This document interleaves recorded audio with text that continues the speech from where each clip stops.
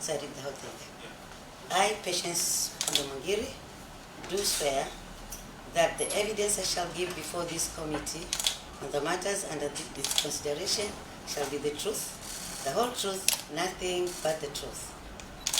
So help me.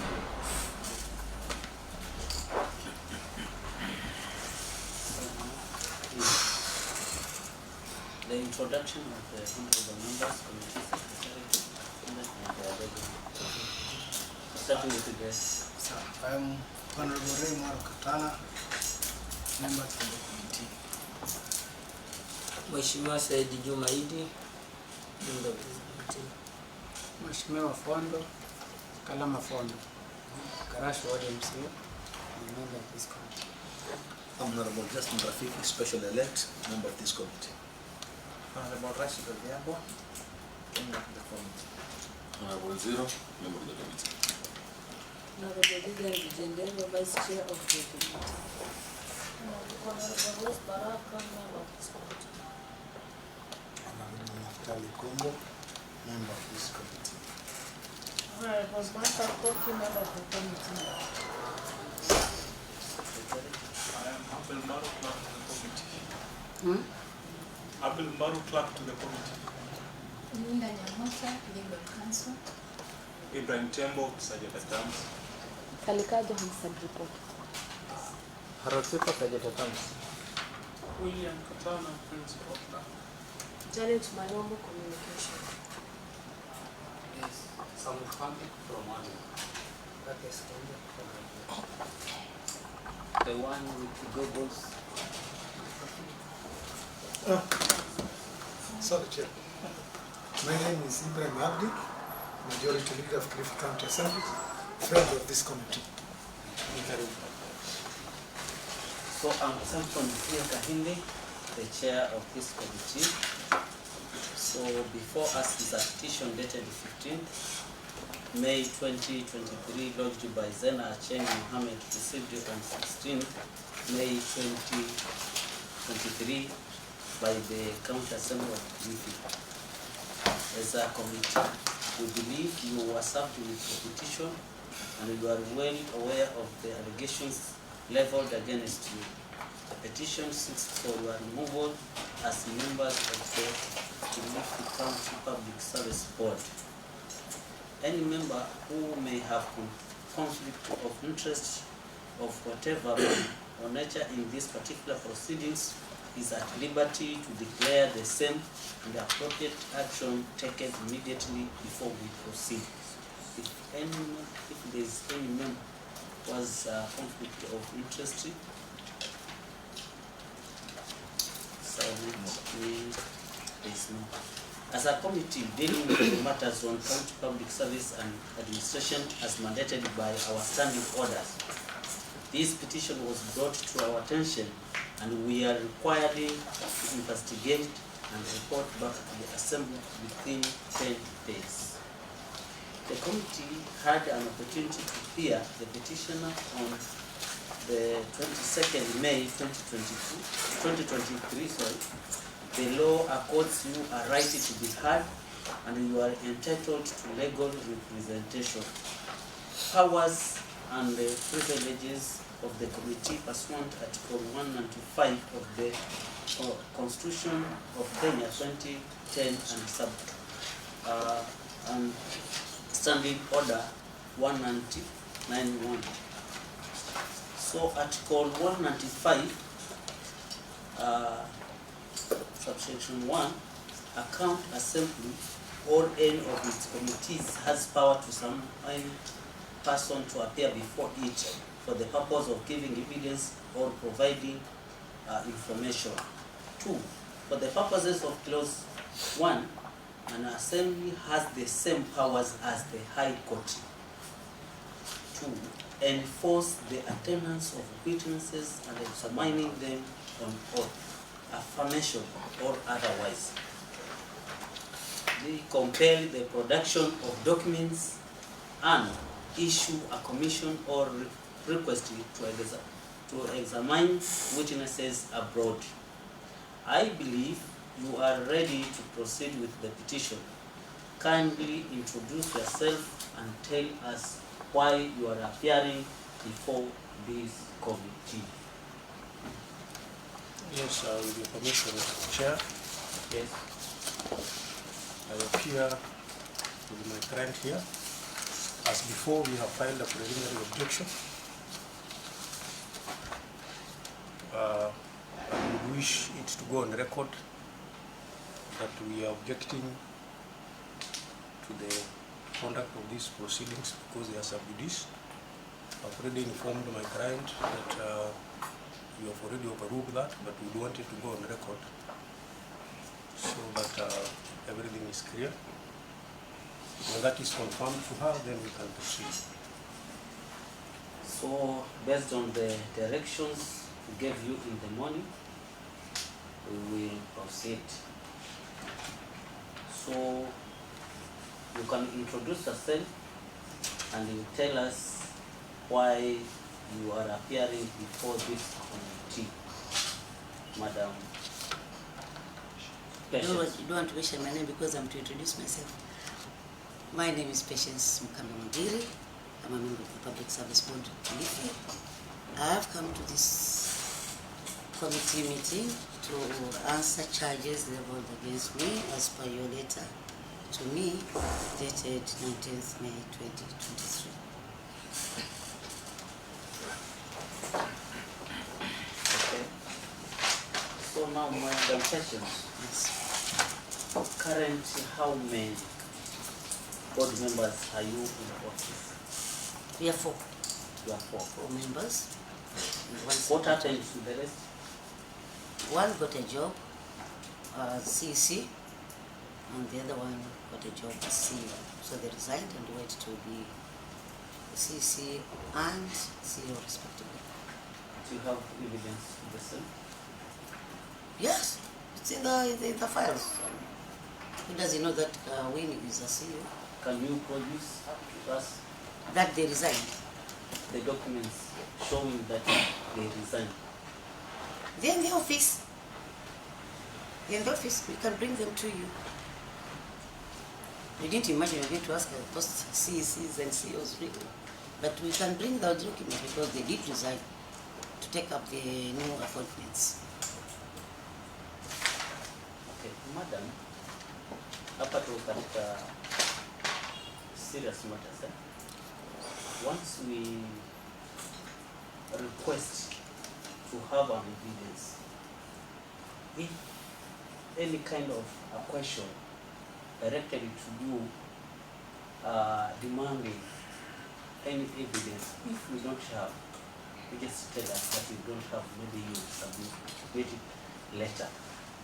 But the kind of answer we are trying, the way... Apologies, my chairman. Okay. Honorable Rafi?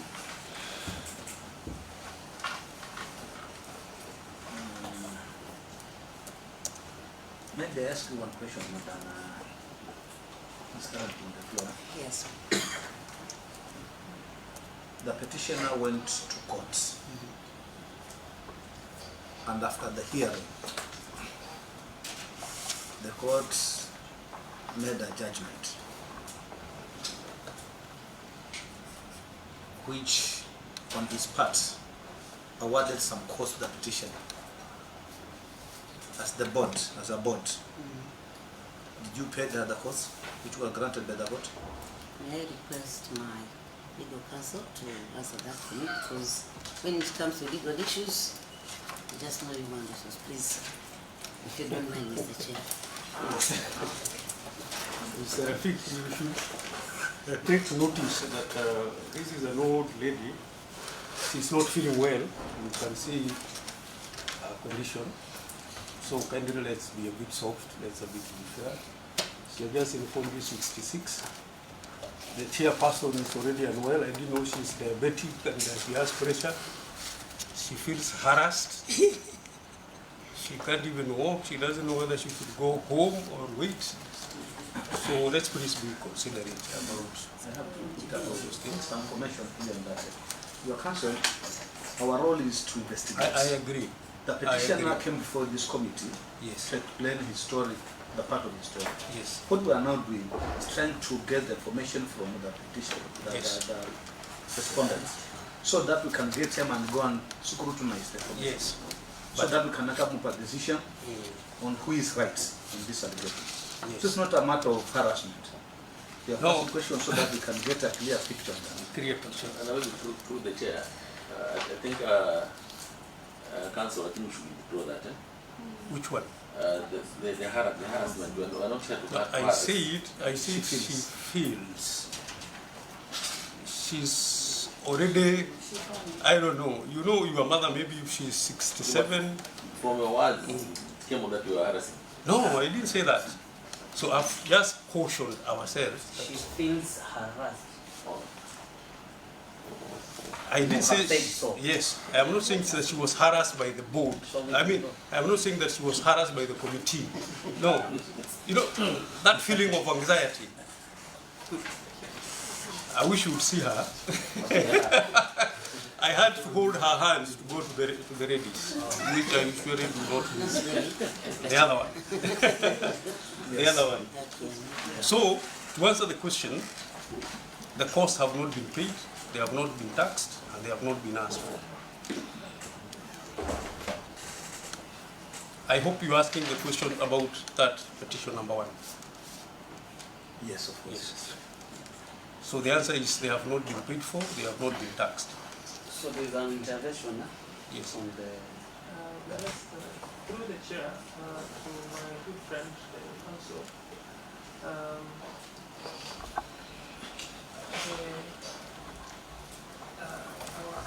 our gracious board member is on oath and she is on record. But the question that has been asked by the Honorable Rafiki can be well answered by yourself. Yes. Being on record, the committee does not expect any insinuation whatsoever that the work that they are doing can amount to any form of harassment. It is undertaking a constitutional duty. Yes. And that is why the members were asking you that any insinuation of that sort of harassment out of the interaction that they have had with the respondent should be withdrawn. Secondly, the committee is giving an opportunity to the members of the board to explain with regards to what is contained in the petition. That is why our board member has clearly stated that I didn't know that I would be requested documents with regards to the resignation of the 2 other members. And the chair has made a ruling that we need the document to be submitted by board. And that is how we are moving. I do not think that amounts to any form of the other party feeling a bit harassed by the committee. The committee is committed to fairness, it is committed to due process, and that is why we are here. Yes, and I remember the prayer in the morning. Yes. So we are doing well. And now, going forward, Yes. if what has been asked is something you have already responded on exhaustively, you can actually go on record and say, I am adopting the response that I gave when I made submissions before, so that we move to the next question. It can be done that way. Yes. So council, now it is time to withdraw the statement for harassment. The statement that what the radio was telling, I will withdraw that. So then you can move Okay, through the chair. Yes. Madam Patience. Yes. So, as the chair stated that before the petition written by Madam Zena, how will you know Madam Zena? Well, not so well. I met her for the first time. First, of course, it was in the papers, correspondence, but I met her when we were reviewing organograms under the sponsorship of the Public Service Commission in, I think, Sunset Hotel, some 1 or so years ago. That's when she was presenting the environment organogram, and we were discussing, because I was leading the part, because that is my docket as a committee member. I'm a committee chair of HRM. So that's when I knew her, and that's it. Otherwise, other than that, nothing much really. But she works with the county Yes. government. Yes, she does. Up to date. She used to, at least until some few months ago. Is she still working with the county of Kilifi? She is, what would we say, because in law, unless my two counsels here will tell me, when you have unpaid leave, it means you're still a bona fide employee, except for the time that you're away, you will not be paid money, but your position will still be there when you come back after being given the go-ahead.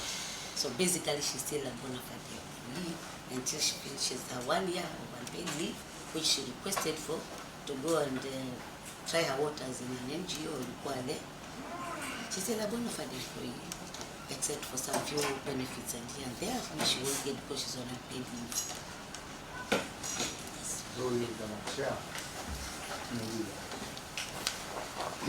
Madam, Yes. do you remember any time when the petitioner, Madam Zena, visited your office to come and apologize for taking the board to court? She came and met the chair. She didn't meet all of us.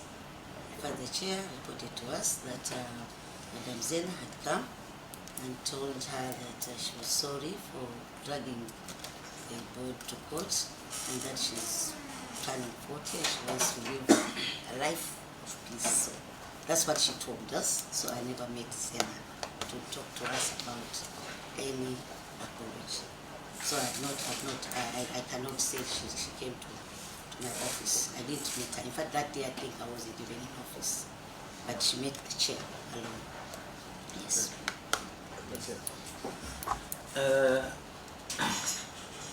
Why have been there 2 parallel adverts running on your website? One for? Maybe for the position of the director, which says that the degree is mandatory. Before you close that, you went ahead and revised the position of director and deputy directors. But this is what the petition is saying. What I know for sure, I wasn't the chair of the R&S that time. I must say, the one who was there, I had you tell my other colleagues, Rosa and Tandao, that you don't want us to mention the people who are not here. But unfortunately, we may have to, because the lady who is the CEO now was the chair of R&S, Recruitment and Selection. So the only thing I know is that there was an advert which was internal, yes, but then when we realized that we have this requirement, we said, okay, let's put it for it to go wide, because one of the mandates of the board is to advertise widely so that we can capture the 30% of diaspora. I believe when I say diaspora, you understand. So that could have gone concurrently to the extent that this one which had been put earlier had not been put down the wall, and the other one was still going. But I don't know, deputy, when I came to the government, deputy and assistant are different issues. Where I came from, it used to be deputy, you're just assistant.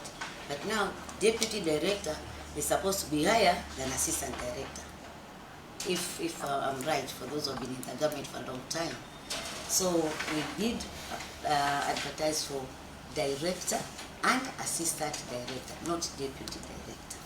So those two adverts would have been concurrent, because that other one had not been pulled down off the wall when we put there, and one for director and assistant director environment. So that's where I believe that's what you're asking. So that is it.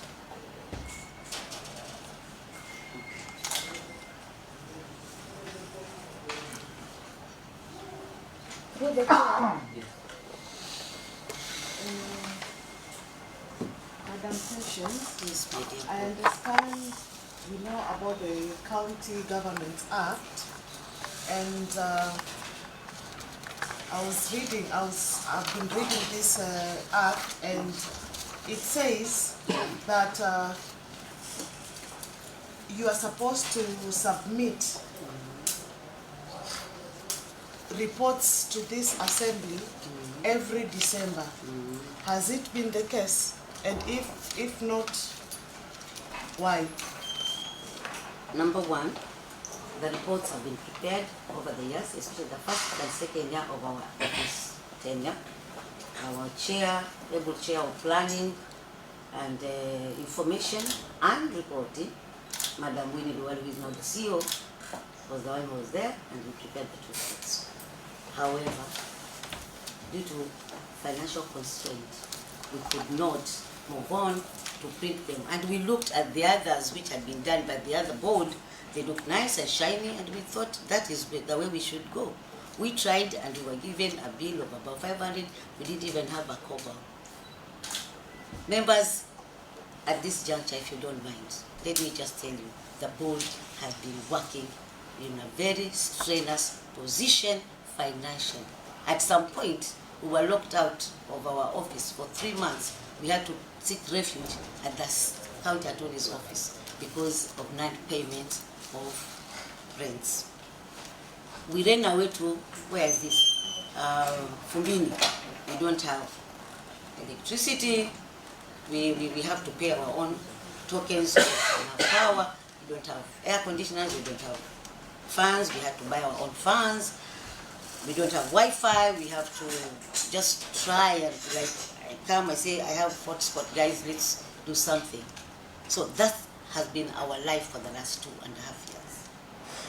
Having said that, honorable members of the County Assembly, Mr. Chair, sir, it's heart-wrenching to realize that we know what to do, we've done what we need to do, and we cannot proceed because we have no money. And then somebody somewhere sits to say, we have not done the job, knowing very well that we have not been given the budget. Secondly, let us all be aware or alive to the fact that we cannot put such reports in emails. We are supposed to table, aren't we? How do you table an email document? Do we come here and sit with all our computers and we open and start talking about it? And definitely, if we put it in the email, it is prone for one to have and definitely change whatever they want. Somebody will look at us and say, hey, ribbons are only 1%. Let's put 1 here to make 11 so that we don't look like we did not employ ribbons, we didn't employ campaigns, we didn't employ the diaspora. So, such reports cannot be put in them Through the down. chair. Yes. Through the chair. Yes, I want to understand what you are saying, but did you do a written document to the assembly? Yes. Showing that we are not able to submit our documents? Yes. Because can we have copies of the letters that have been coming to the assembly? Mr. Chair, the copy will come. From which year Just to each year? I can't remember exactly, but it will definitely come. Now let me repeat myself here. You know, in the board, just like here, I'm sure the things we're discussing here, the Labour Committee is not private to it, the other committees are not private, just the way we are also. My committee does things, the other one does things, we just report to the board. And when you come to the board, you give a summary, okay?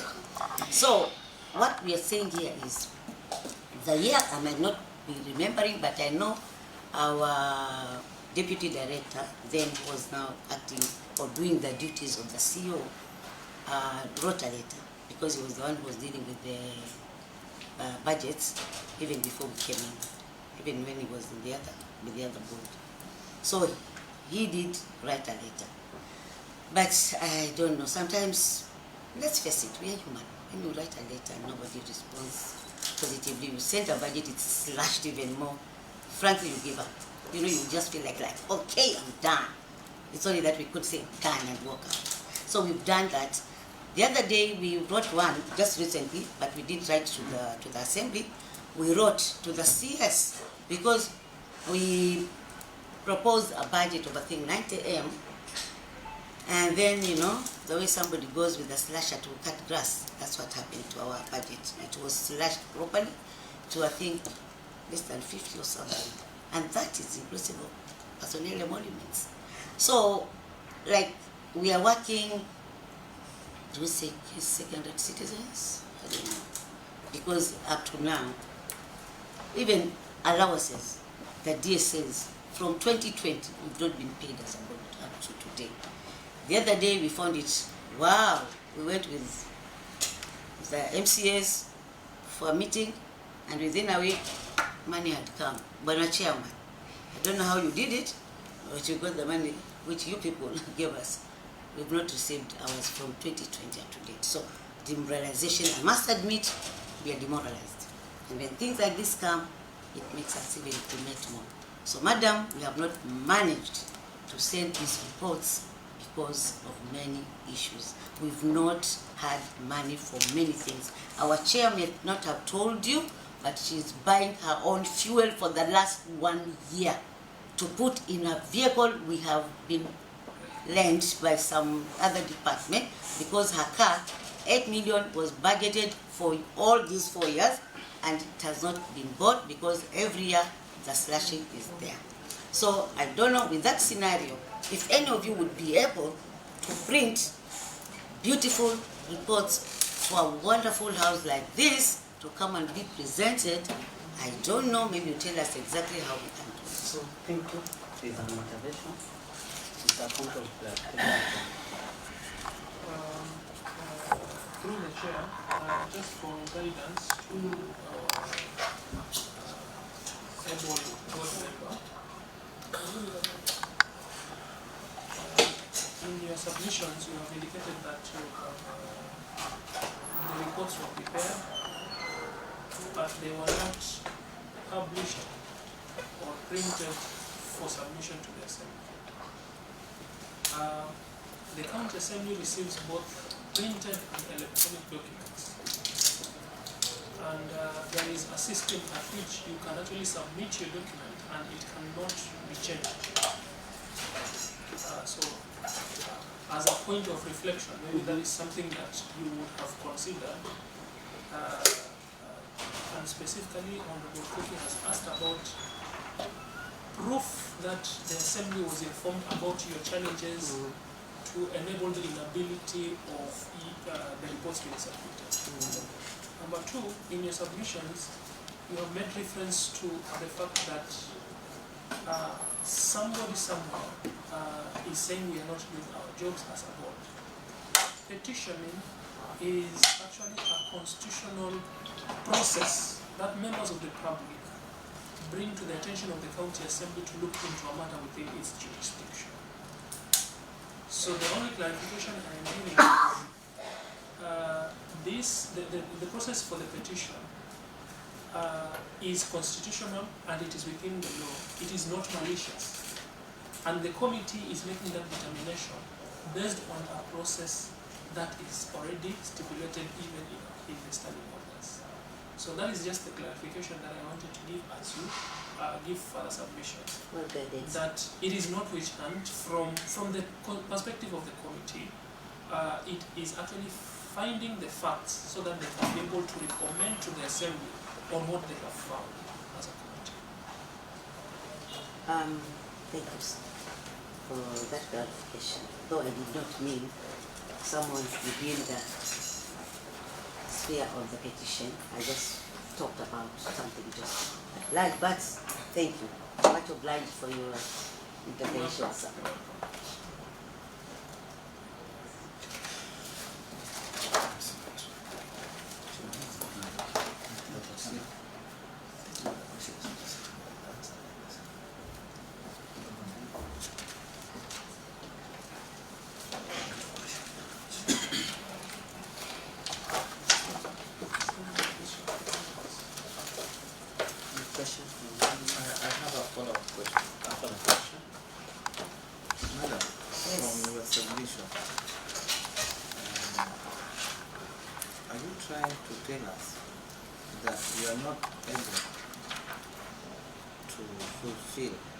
your duties 100%, because maybe somebody somewhere was trying to sabotage or to bring you back not to perform your duty. Because, or are you trying to tell us that it is not your fault for not to submit the submission, but trying to put blame to another person or another body or another organization for failing, for failing you to actively perform your duty? In other words,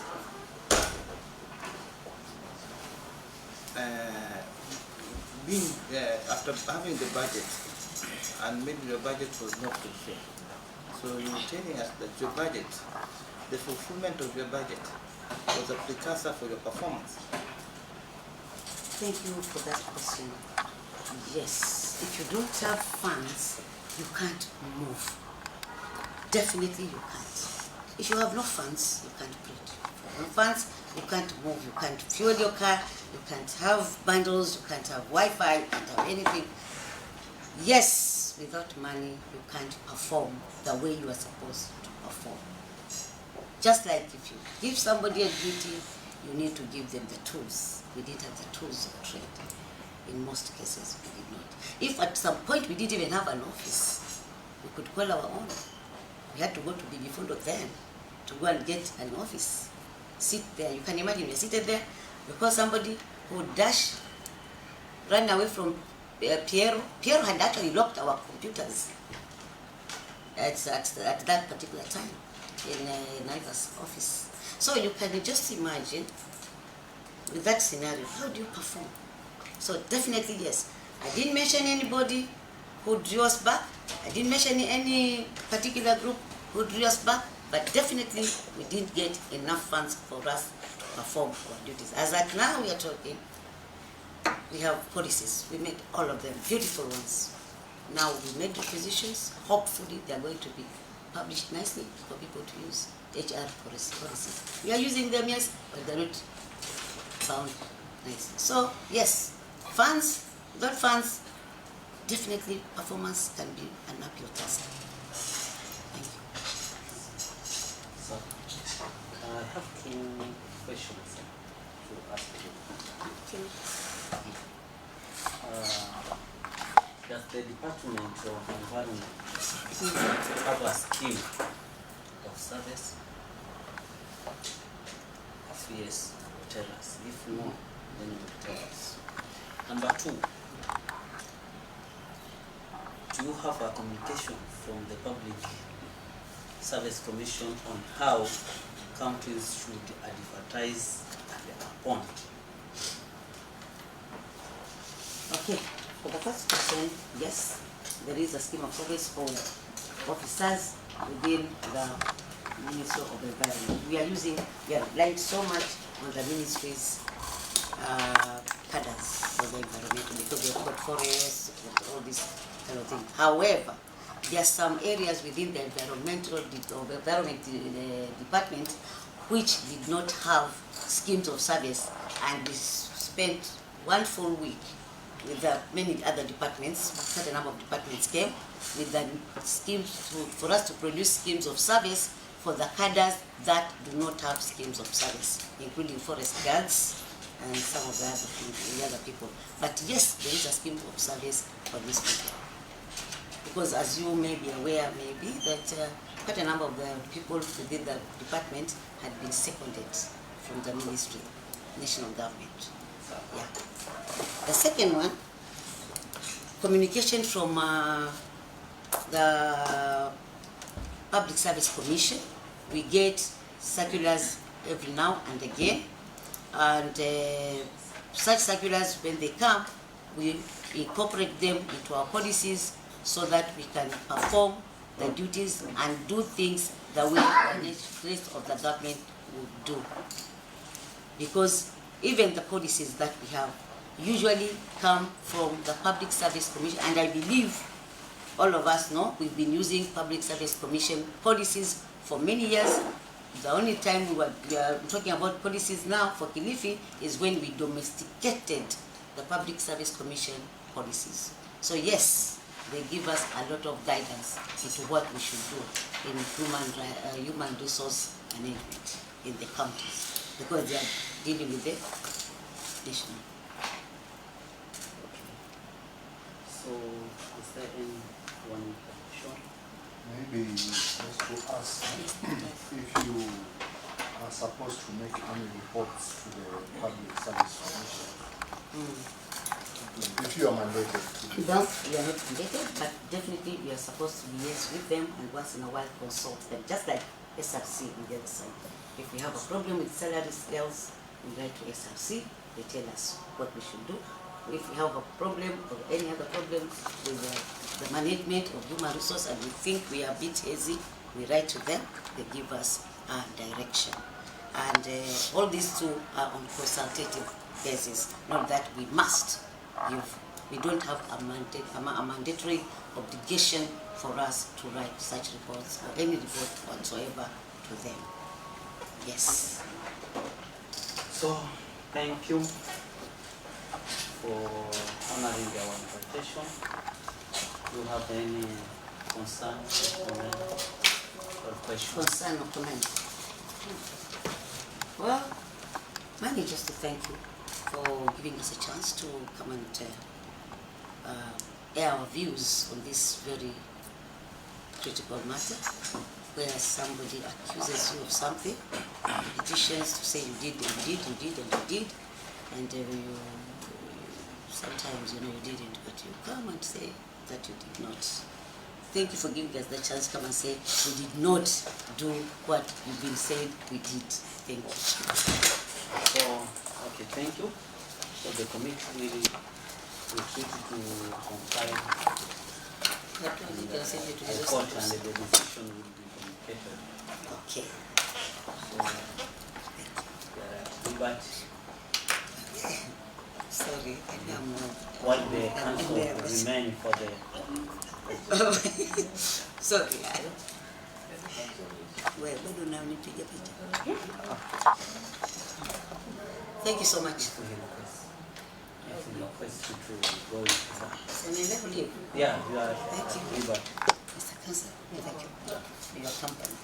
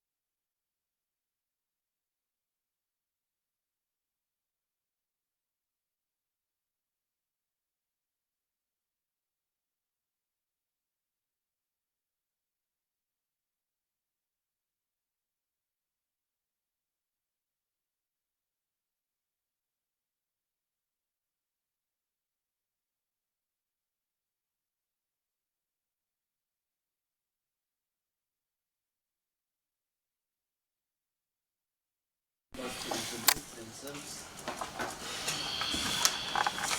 I am Honorable Mwana Katana, member of this committee. Mheshimiwa Saidi Juma Idi, member of this committee. Mheshimiwa Theophilus Kalama Fondo, member of this committee. I'm Honorable Justin Rafiki, special elect and member of this committee. Honorable Mbashi Mwenyewa, member of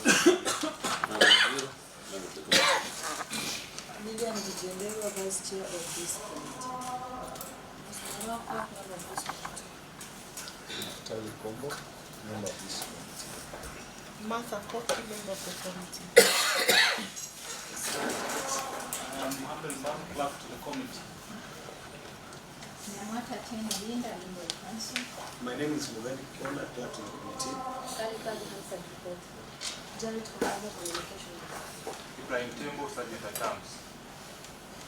Silas Mulewa, deputy clerk to the county assembly.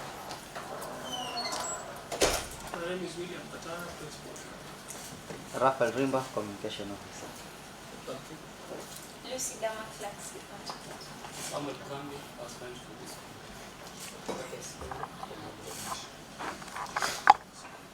So, before us is a petition dated 15th May 2023, lodged by Zena Acheng Mohammed, received on 16th May 2023 by the County Assembly of Kilifi. As a committee, we believe you are served with the petition and you are aware of the allegations leveled against you. The petition seeks for your removal as members of the Kilifi County Public Service Board. Any member who may have conflict of interest of whatever manner nature in these particular proceedings is at liberty to declare the same and the appropriate action taken immediately before we proceed. As a committee dealing with the matters on county public services and in administration as mandated by our standing orders, this petition was brought to our attention and we are required to investigate and report back to the Assembly within 10 days. The committee had an opportunity to hear the petition on the 22nd May 2023.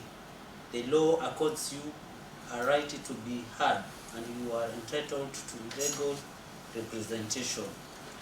Powers and privileges of the committee pursuant to Article 195 of the Constitution of Kenya 2010 and Standing Order 179. 1. Article 195.1. A county assembly or any of its committees has power to summon any person to appear before it for the purpose of giving evidence or providing information. Second, the purposes of Clause 1. An assembly has the same powers as the High Court to enforce the attendance of witnesses and examining them on oath, affirmation, or otherwise, compel the production of documents and issue a commission or request to examine witnesses abroad. I believe you are ready to proceed with the petition. Kindly introduce yourself and tell us why you are appearing before this committee. Thank you, Chair. My name is Raymond Mweni, member of the Kilifi County Public Service Board. I'm aged 53 years, and after 2 years, I'll complete the office. I believe yes, Now, with your permission, Chair, before we proceed, yes, we would wish to point out that Mr. Mweni is relying on the preliminary objection that was canvassed when the Chair was in attendance. Should go on record that he is relying on that preliminary objection. I've already informed him that it was overruled, but we want it to be on the record and captured properly by the Hansard. We will also rely on the 2 bundles of document, that's the preliminary objection and the response.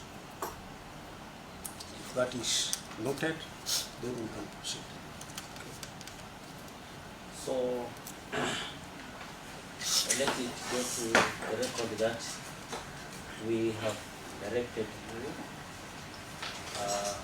in the morning. So, we will proceed. Okay, I believe send a matter petition to the county assembly because there are some allegations that we believe, according to her, they are not proper. But I believe as a member of the Public Service Board, whom we work as a team and we have collective responsibility, be able to discharge your matter to the best of ability and knowledge. That's the file.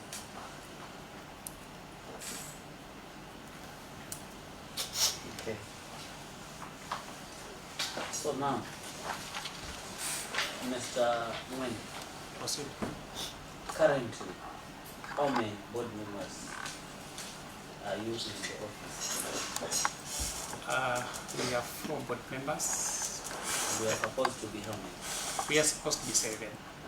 Where are the others? Okay, I'm explaining for the chair. We are supposed to be 7 board members. 2 members opted out. One is the current CEO of Finance, and the CC for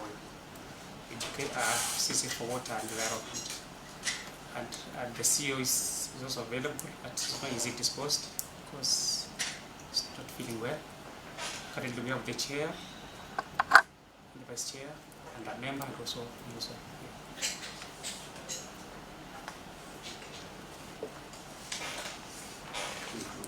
Yes.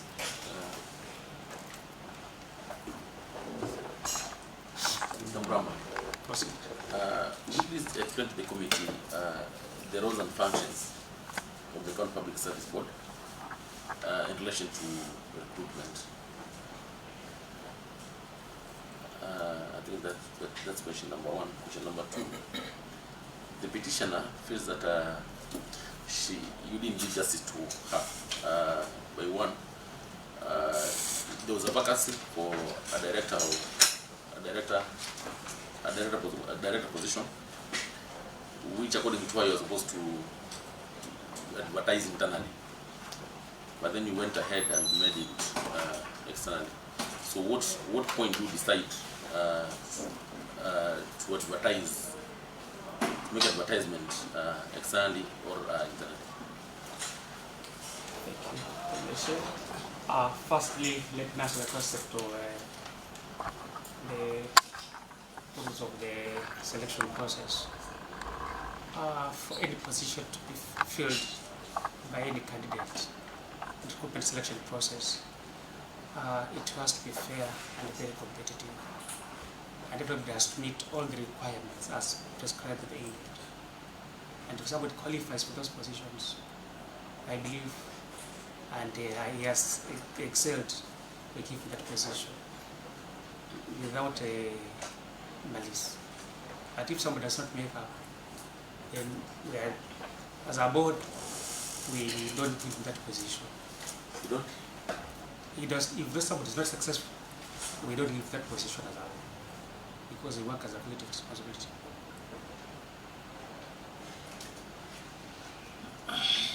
Maybe repeat the next question, maybe if you are continue with the first one. Okay, no, this is a follow-up question. The petitioner, you had 3 advertisements for the same position, and 2 of them were running concurrently. You advertised the position. Initially, the requirements, you wanted someone with a degree, and then you re-advertised, and then you made a master's degree as a mandatory. What happened? Because the petitioner feels like you made it deliberate so that she could not fit. Okay, through the chair, I don't think it is deliberate for her not to make her as an ideal candidate for that position. What I understand, because under the rules and regulations, the post that was advertised for the post of director is what that requires somebody who must have a master's. And we believe we have an advisor to that. Therefore, when I did brought that in from the secretary who exited, I believe the one that brought was the requirement was supposed to have only a first degree as a requirement. But we went at the advice that we were given by the Public Service Commission that one must have a master's.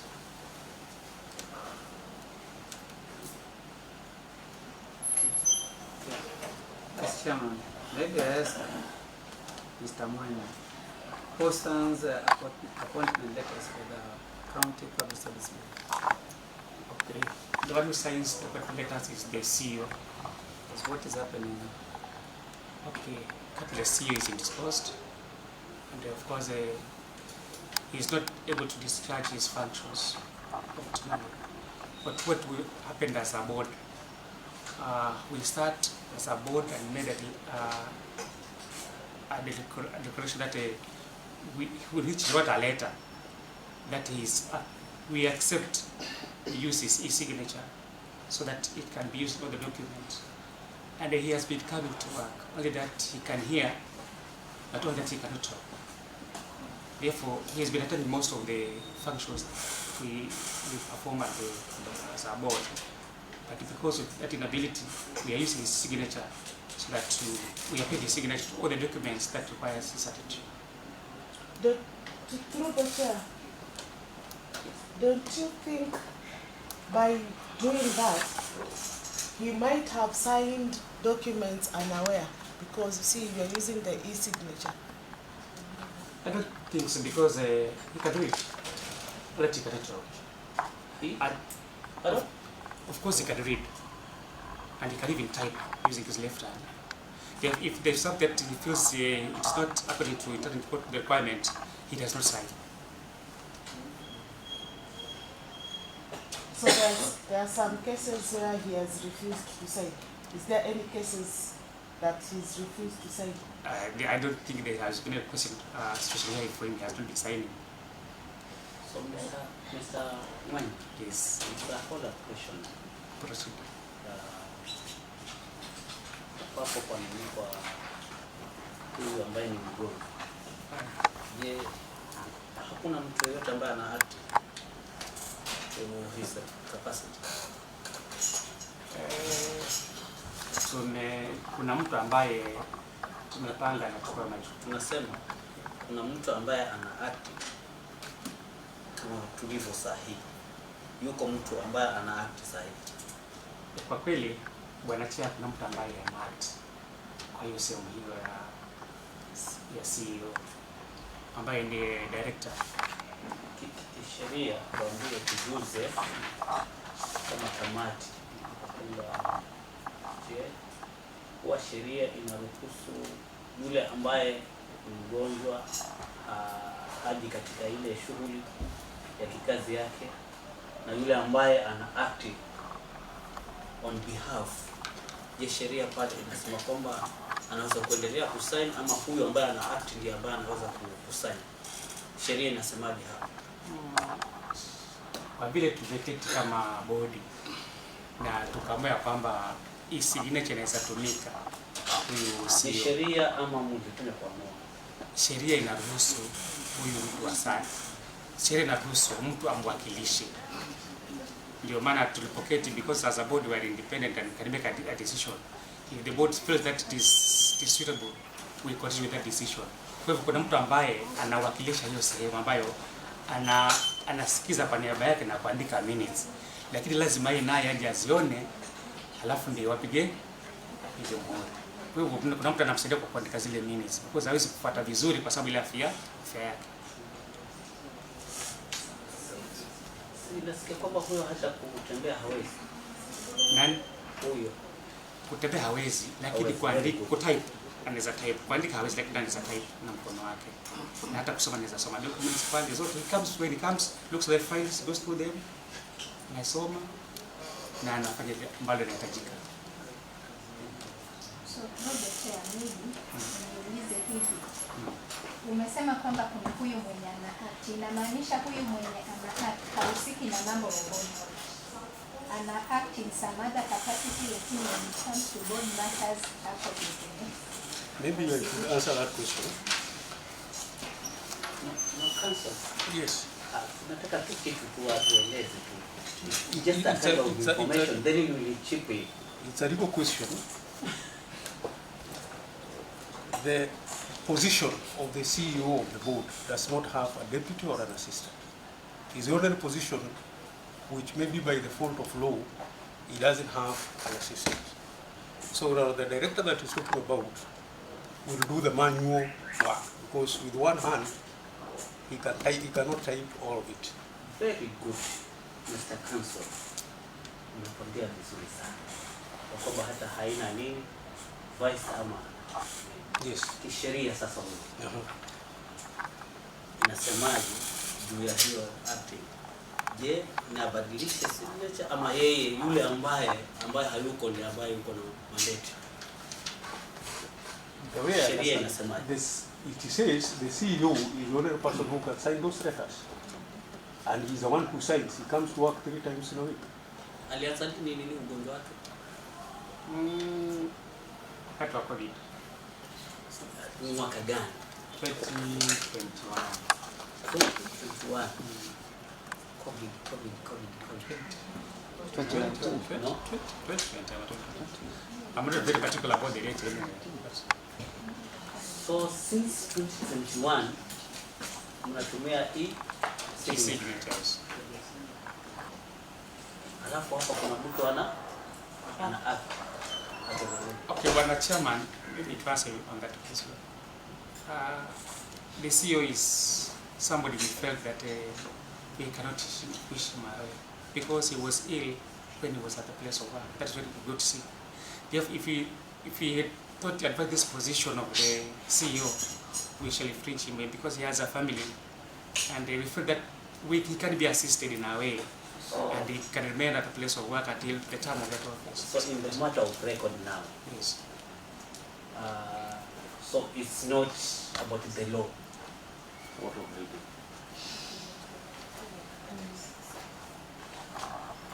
Amani, iko vipi? Well, the law applies as the council has said. The result was that just have a deputy. Somebody can be assisted. Because there's no vacuum, and we believe there's no vacuum in form of employment. No, Mr. Mweni. Right. Nataka tuende kwa record vizuri. Ya kwamba tulifanya kisheria ama tulifanya binadamu. So that we get the record. Tulifanya kisheria na inakubalika as a board, lakini hata kibinadamu nayo inasaidia vile. Very good. So now tell us, sheria inasemaje kama mtu amegonjeka kwa muda huo miaka 5 yote inaweza kumalizika ama kuna replacement mtani? Bwana Chair, nimesema ya kwamba huyo mtu anaweza ona na anaweza hata kutype na anaweza soma. Unasikia? Kwa hivyo hii mtu unaweza tu kumsaidia because though he's not well, lakini he can read it right, he can type. Is he talking? He cannot talk. A follow-up question. Sasa Bwana Mweni, kulingana sana na kamati kwamba huyu bwana ni kama ako pale kwa sababu ako na familia ambayo inamtegemea, kama tunapata vizuri nasema. Kuna uwezekano kwamba know that contribution yake kwa ile board ni kidogo, hiyo imechangia katika utepetevu wa hii board. Kwa sababu sasa hivi hapo, kwa sababu mlipelekwa kotini kwa sababu decision zenu wenye mlifanya na huyu mdada mwenye makazi ndio akaenda kule kotini. Je, kuna uwezekano kwamba hiyo kama mmekaa na mtu zaidi ya miaka 2 imechangia katika utepetevu wa hii? Kupitia kwa chairman hakuna utepetevu because board ndio huwa ni halmashauri. The board members can make a decision. Hii yake ni kwa peto signature if is in agreement with what we are saying. Lakini yeye ni secretary wa board, lakini board is the one that takes decision for the whole board. Yeye akiwa ni karani wa board. Kwa hivyo kutoa uamuzi mzuri kwa board hautatizi ama kutotatiza akiwa yeye ni mgonjwa. Muhimu yeye ni signature yake ndio tunahitaji. Ni Lakini hana umuhimu. Umuhimu huko. Umuhimu uko nao. Kiambe committee kwamba yeye inataka kwake ni signature peke yake, lakini hakuna vitu zingine hawafai. Kwa vile ile hali ya leo tunamtuma ili kuweka signature, lakini hata angekuwa ilipokuwa ilikuwa vizuri, alikuwa anatoa mchango wake vizuri sana. Lakini si mchango wake huko. Sahihi hao kwa sababu ile hali yake, lakini tunajaribu hali tunavyoweza. Kuna hizi sheria za labor laws zinatuambiaje kuhusiana na mambo ya uajiri? So mnafikiri mtu akiwa mgonjwa na pia wakati anaambiwa anapewa sick leave, nafikiri anapewa ni kidogo ifikie mahali apewe hii yenu iko namna gani? Kwa sababu unatuambia huyu board member amekuwa mgonjwa tangu 2019.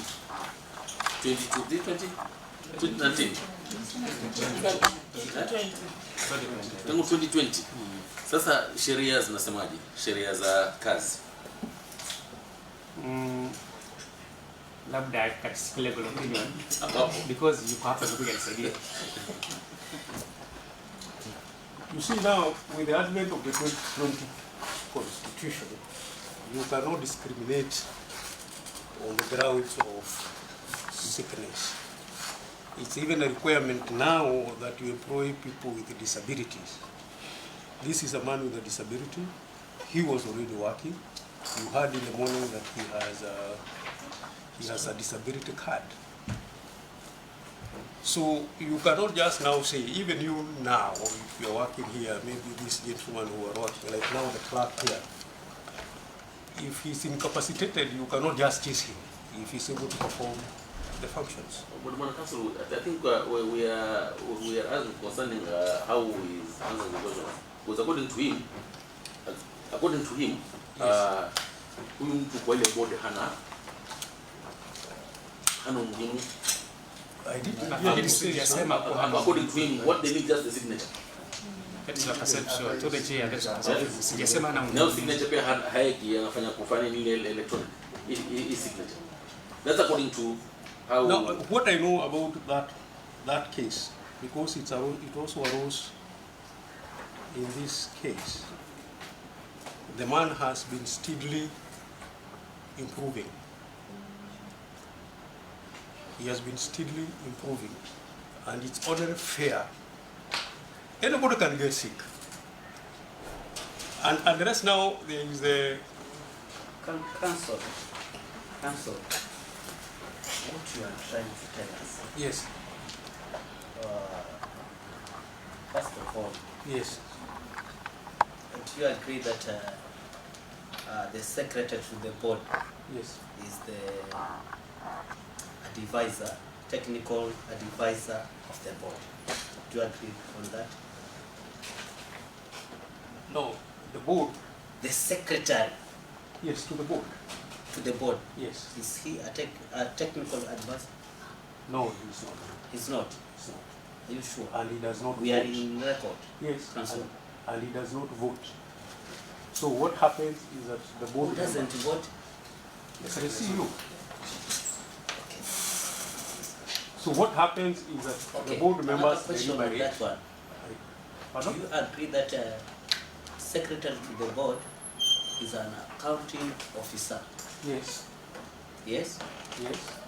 Now, back to the question. Yeah, Mr. Mwengi. Mnasema kwamba yeye ni accounting officer na mnatumia signature. Does he appear himself to the board when the signature is being taken? What happens is that he comes to verify before anything is done. He's called, goes over to the document. How sure are we that how can you convince us, or can you convince the committee with an evidence that will show that you normally consult him when you are... Chair, with your permission, all the evidence here no, is under oath. Mr. Council, yes. Because he normally sit on the board. Yes. Is it? Yes. Yes, now we want you the procedures himself to tell us. Okay, thank you. All the evidence is allowed because there was no that was taken by him. Okay. And that oath is binding. And whatever is prescribed oath is what we are following as a board to make sure that whatever we do is prescribed in oath. Through the chair. Through the chair. So now, what is the roles of the one who is acting? The roles. What is his role to that board? Well, he comes to, he's a secretary of the board currently. He comes as a secretary of the board to help us in issues that we believe if he's not there of an agency, he can come and help us take the minutes. Of course, he does not vote, he will take the minutes for the board. But the secretary, the CEO comes to verify whatever we do. And then so confirm to us now. Fine. We have two secretaries in the board. Is it? One is just assisting the other when he's not there. But not a secretary as such. Now the question is, just to confirm for the purpose of record, do we have two secretaries in the board? No, we only have one. First, we have said that there is one acting and another one. Substantive capacity and one acting capacity. Well, Who will use the signature for the same position. Well, and I was said earlier on is that he helps to take the minutes, but that does not mean that he's the CEO of the board. Because sometimes you can have an emergency that requires him to first take minutes. But as a board, we make collective decision, and he will take the minutes for the board. Yes. Mr. Raymond, I hope you have read and understood the County Government Act well. With me is a copy of it here, and it states that you are supposed to submit reports every year in December to the County Assembly. Has it been happening? Through the chair, it has been happening as from 2019-2020. Pardon? It has been happening as from 2019-2020. But then we had some financial challenges as a board because of the cost of the budget constraints. We have had budget cuts at the board, so that we would not be able to discharge this mandate the best of our funds.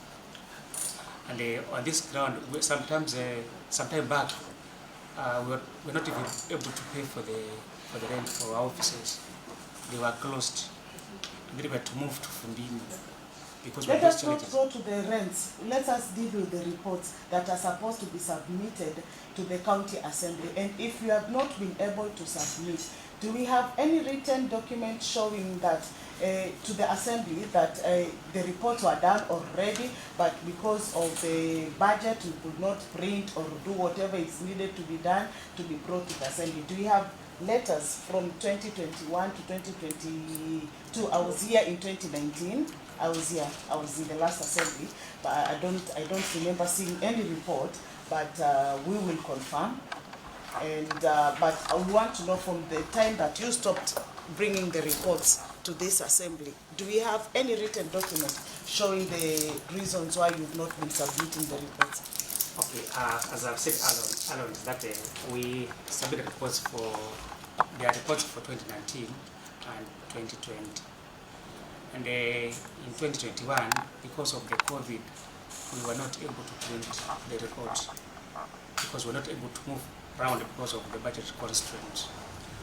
And this is what has enabled us not to discharge our mandate, because if we don't have a budget, then we cannot move ahead.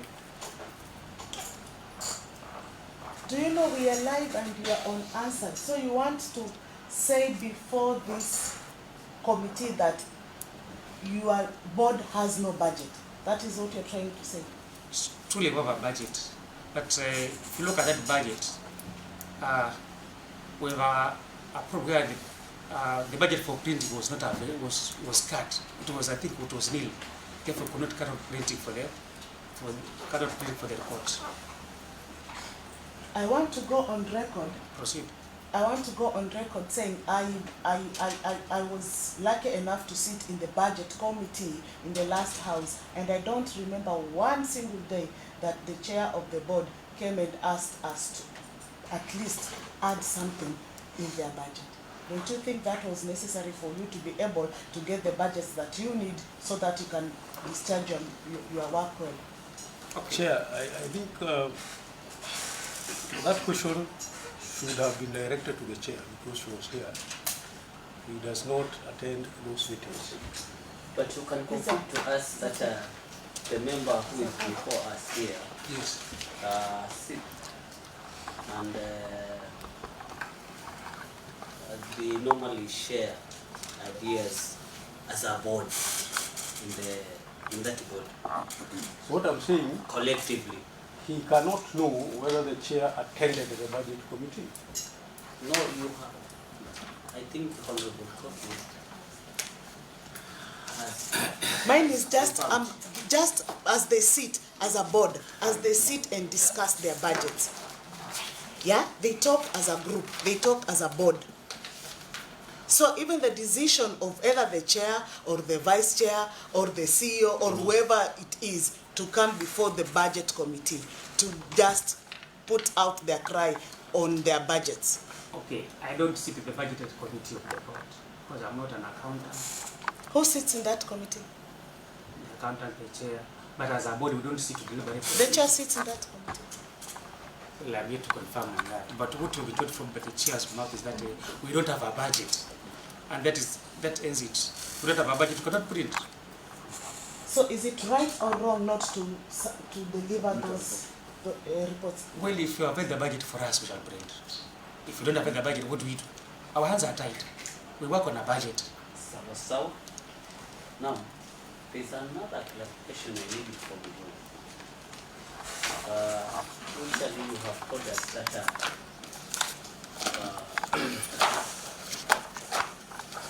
the one who is acting as a secretary to the board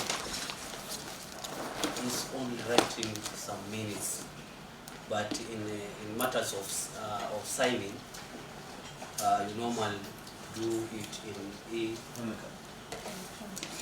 electronic. Is it? Yes, we do. Now, Assembly has been receiving letters from the acting secretary being signed by him. I think he signs for. Pardon?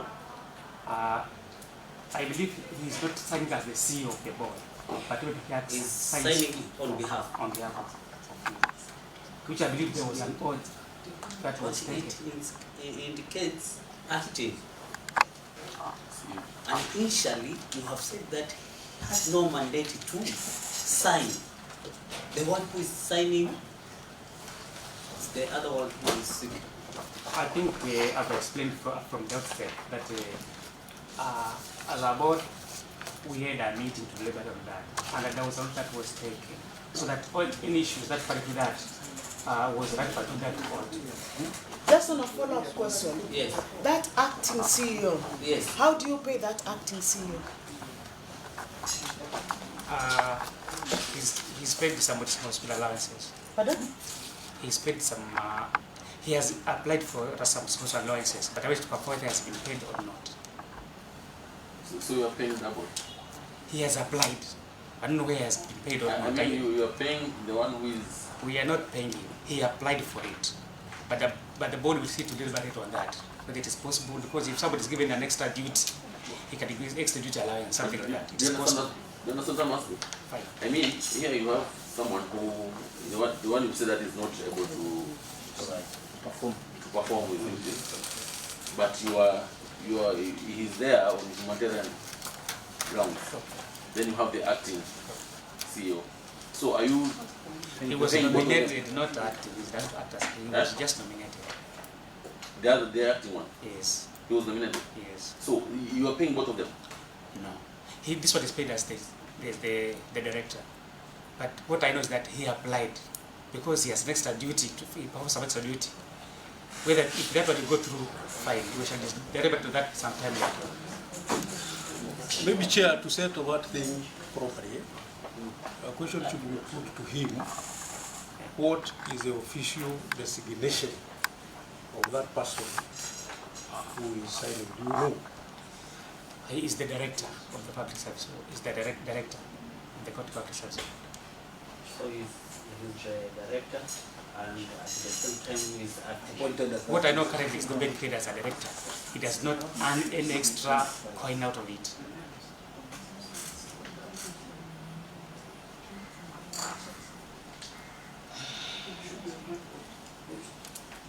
Tusaidia na majina ya yule ambaye ana akti, alafu na yule ambaye Wilson Yaa. So? Wilson Yaa is the director. Ni majina matatu ama mawili. As it appears. Yes. Wilson Yaa. Wilson Yaa. And the other one who is sick. Rando, Johnson Rando. Johnson Henry Rando.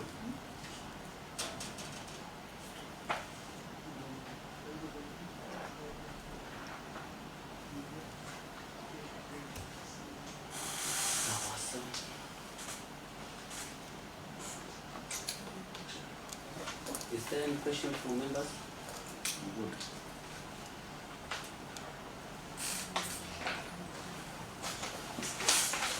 So, Mr. Nguyen, yes. Is there any question or comment? I don't have any question. Let the due process take its course. Let the law take its course. So, does the council have anything to do of hazard? On record, because we want to. Well, I need comments off and on. So, on Hansard, I would wish to thank you for allowing these ladies and gentlemen to come before you. As you have seen them, they are elderly. They are all aged 66, other than this young man here. They have worked for the board since July 2019. Yes. So they have just 2 years remaining to serve the board. The second thing is that under the Constitution, the removal of a public officer is a tenuous procedure, as I had informed you earlier. Yes, it is true that the board makes decisions, all right. Mistakes happen, and if they happen, they are rectifiable. Unless any decision is made in absolute and manifestable bad faith, then it would be grossly unfair to recommend any adverse action. When I was coming here, there is a huge pool of water outside the assembly. Somebody is responsible to do that, to cover the manhole. He has not, so you have to swim through. Maybe he will tell you that we have not done this because of 1, 2, 3, 4. So these are old men who have been serving this county in good faith. They have spent their life elsewhere. You have seen they have different competencies. They are very competent people. Since they started, it's just this small petition, and the petition is adequately answered on its merit. So this other issue of the report cannot lawfully be raised here, because Zena petitioned the Public Service Commission and High Court in her own personal capacity. So the petition cannot bring forth issues in rem, that is against the whole world. So I would respectfully urge you, ladies and gentlemen, when you're making this report,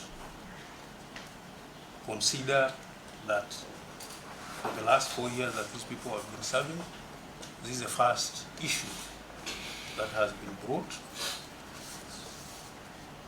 It's my respectful submission that it does not have a lot of, it doesn't have any merit, because Zena has gone to court 4 times. And the process, when it was injuncted by the court, it was repeated again. So I would respectfully submit, when you retire, to write your report. When you write that report, taking into account only the evidence that is presented before you, and you be magnanimous in making your report. I was not aware that Zena was here earlier, so I would respectfully request for the Hansard report for all the proceedings, so that for posterity we can understand what has been going on. So thank you very much. Yes, one more thing I wanted to observe. When we're talking about processes and procedures, I am very happy to see such a young man. Unfortunately, he's not saying that he comes from which ward, but I recommend this young man to be a member of the county assembly. He must be a grandchild of Patience, who was here. Look at the chairman, a very young man, who is the chairman of this committee, very impressive. My professional colleague there, a young lady, you're doing very well. But let's look at it. The Constitution requires that this committee should have 1/3 ladies. So if you count, you have 1, 2, 3, 4, 5, 6. The others have left. But how many ladies do we have? 3. So this sitting is unconstitutional. Because the Constitution requires, I'm just observing. Do you know the actual number of the committee members? No, here, this committee. No, yes, of this committee. Yes. So I'm just observing that the people who sat in this committee. So why are you ahead and telling that we are what I am saying, I have not finished. It's these processes. The advisory opinion of the Supreme Court is that the third rule, gender rule, should be obtained gradually. I'm not saying that it has anything wrong. Chair, please understand me there. I think you misunderstood me. What I am saying... No, but it is because the way you are being counting out there. I was counting. You are counting. The men as opposed to the ladies. The ladies. Yes, I'm just observing. I'm not... You need some clarification, Council, on the committee of this committee. To this committee, yes, it does not meet the merit. No, you have misunderstood me. What I am saying is that the Constitution itself requires that in every committee, not committee, in every sphere of life, at least 1/3 should be of the opposite gender. And that is a complex thing to achieve. Tuko sawa kabisa. Please, I beg you not to misunderstand me. When I said he's a young man, I was just saying that he's a young man. In the same right, I'm saying that some things are difficult and hard to achieve, like the 1/3 gender rule. But I am not saying that the committee has an issue. No, that's what I'm saying. It's a crossing remark. that all of us have a long way to go. I think I've get you. You have understood.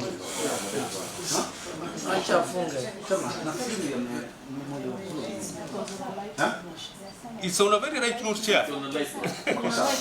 On a light note is okay. I'm only saying that some things are difficult. I'm just observing. When I say there's a pothole there, I'm not saying that there's anything. I'm just observation. Yes, it was an observation, but also again you are on record, and it is also good for us to go on record that this committee is gender balanced, and because one or two female MCAs are not with us today. Yes. Oh, okay. Yeah. But maybe I need to buy a chair a drink so that we can discuss further. Yes. I want to clarify to you that issue of the road.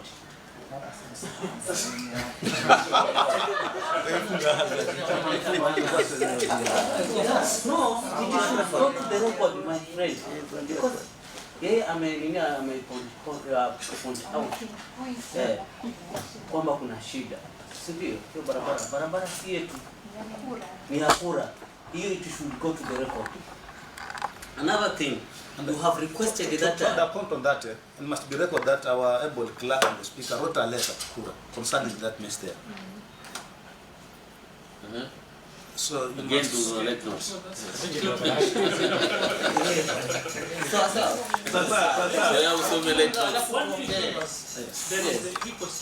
On the request for Hansard, you just write an official letter to the clerk of the county assembly. Yeah. Thank you. I'll do that. Sasa.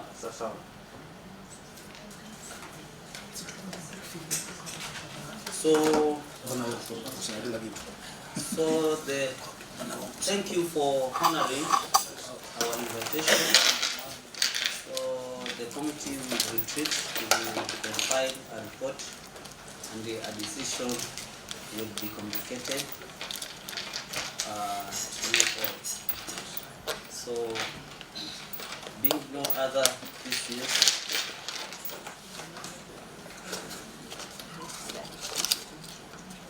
okay, stand adjourned till further notice. So, the council and the respondent, and the members of the public, you are at liberty to leave while the committee meets.